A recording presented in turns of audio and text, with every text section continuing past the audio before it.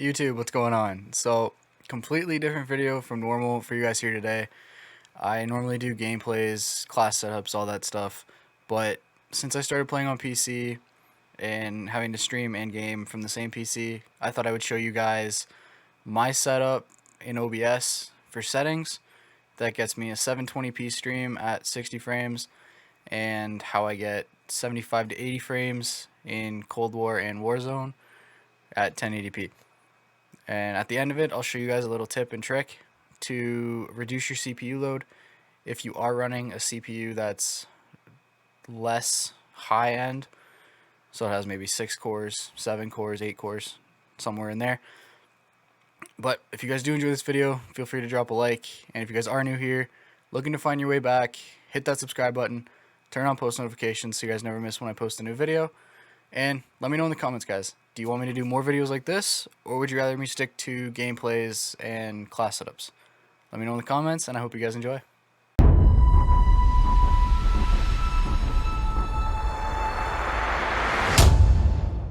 So here's the settings I use in OBS to run a 720p 60 FPS stream while gaming at 1080p and about 75 frames for some of the bigger games like Warzone, Call of Duty Black Ops Cold War, and Call of Duty Modern Warfare.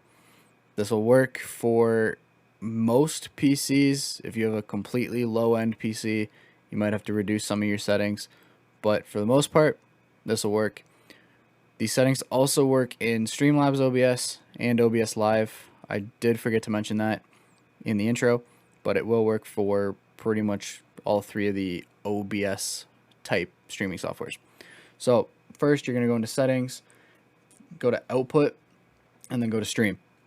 From here, I stream with X264 just because my CPU is a lot higher and better performing than my GPU. But if you have an i5 or even an i7 and a better graphics card than I do, you can go NVIDIA NVENC. And then from here, you're going to want to change your bitrate back to whatever you had it. That's going to be based on your internet.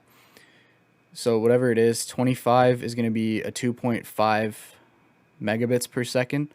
So put the period between the first two numbers.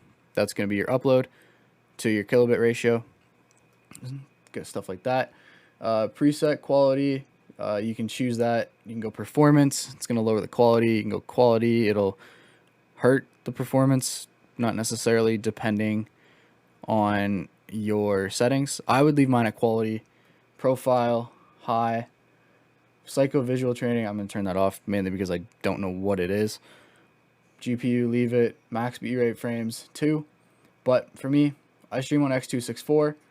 I stream with a bitrate of 4500 kilobits. I might go to 5K in the next couple days and try that out.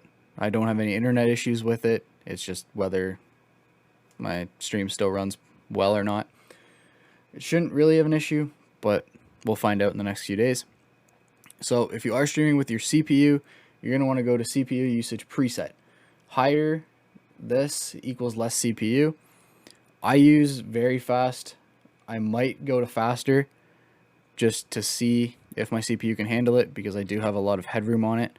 And if I can make my stream quality that much better, I will. And then from here, we're going to go to audio. There's nothing really you have to change. If you are running a Go XLR or Voice Meter, Banana, Potato, whatever the newest one is, or if you're like me and you run Wavelink, I like to set my audio monitoring to something that can go back into my headphones while I'm gaming. I do this mainly because I like to hear my alerts go off while I'm streaming, and it'll allow me to look over and be like, oh, thank you so-and-so for a follow, or thank you so much so-and-so for a subscription. Stuff like that. For me, it's the little things that matter, which this is going to be one of the little things. Anything else in here, you don't really have to change. For video, this is going to be one of the key ones. I keep my base canvas at 1920 by 1080, which is going to be your standard 1080p resolution. My output, I rescale it to 1280 by 720, just because on Twitch, if you're not partnered, your viewers don't get a video quality option. They only really get what your source is. So if you're streaming at 1080p to somebody who has not the best internet, they're either going to A, not be able to watch your stream, or B, it's going to just continue to buffer for them for a while. They'll maybe watch 10 seconds of it, and then it'll continue to buffer again, just pulling more people away. So I like to run 720p just to keep it available for people who don't have the best of Wi-Fi. Downscale filter, I use Lanczos just because I watched a video, and the video I was watching, they used that. And ever since I switched to that, I haven't really had any issues. So we've been sticking with that. You can try the other ones, but for the most part, I found this works, so I've stuck with it.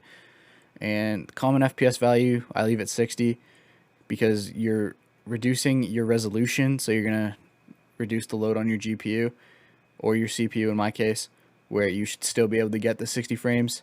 If you want to stream in 720, 30, you can. It's still going to look okay. It's just 720p looks a lot smoother with the 60 frames. So that's why I run that. In your advanced settings, there's only going to be two things you really want to play with.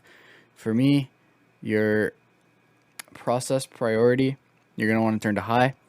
So it's going to allow your computer to use OBS to stream more efficiently versus, say, streaming poorly while gaming really high.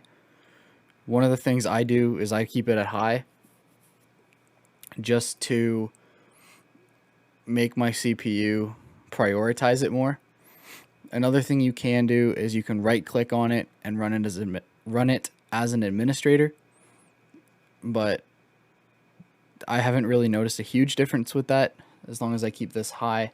And then if you want to, with your video, you can screw with your colors. I'm colorblind. I don't really mess with the colors. I think I changed the sRGB and I went to a full color range just so that everybody else can see the full colors. From there, you want to click apply, click OK, get out of here, and I'll show you guys a little tip to help reduce your CPU usage if you are using one of the lower end CPUs while still wanting to stream and game from the same PC. So this little tip, you're going to want to go to streamelements.com and then sign in with whatever streaming platform you use, whether that be Twitch, YouTube, and I think there was a Facebook one as well. Go to your dashboard. From your dashboard, you're going to want to go to My Overlays.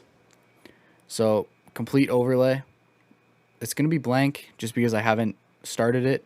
I wanted to show this with you guys and kind of walk you guys through it. So you're going to want to add a widget. For me, first thing I want to do is add an alert box. You're going to have this. You have your follow, your subs, your tips, your cheers, hosts and raids, and then if you have any merch, you can put in a purchase alert. Another simple thing you can do is go into your OBS, screen capture your preview window, which is going to be 1920 by 1080 or a 16 by 9 ratio. Screen cap that, import that into here, and then from there you have basically a mock window of what your stream is going to look like. So once you have this set up, I'm not going to set that up. I'm going to add, so we're going to add, say, labels. So we're going to add subscribers, latest subscriber. So here you have your stream labels if you are running stream panels, all that good stuff. From here you can do alerts, engagements, so you have contests, countdowns, all that stuff. An image or a video you can do, so you can set an image if you want to do like a webcam overlay. You can do all this stuff in Stream Elements and then paste the web browser into a browser source in OBS and reduce your CPU usage drastically. The only other instances of sources you're going to need in your OBS is going to be your microphone, if you all have one, and then your gameplay. So you're going to have maybe 3 sources compared to mine now I think has like 15 or 20, which just pulls more resources from the computer, where you're pulling from one browser source. You're going to reduce that CPU, GPU usage by a ton. Try this out, guys. Let me know what you guys think. And if you guys did enjoy this, hit the like button. And if you guys are new here and you enjoyed this, hit that subscribe button. Turn on the bell so you guys never miss when I post a new video. And I'll catch you guys on the next one.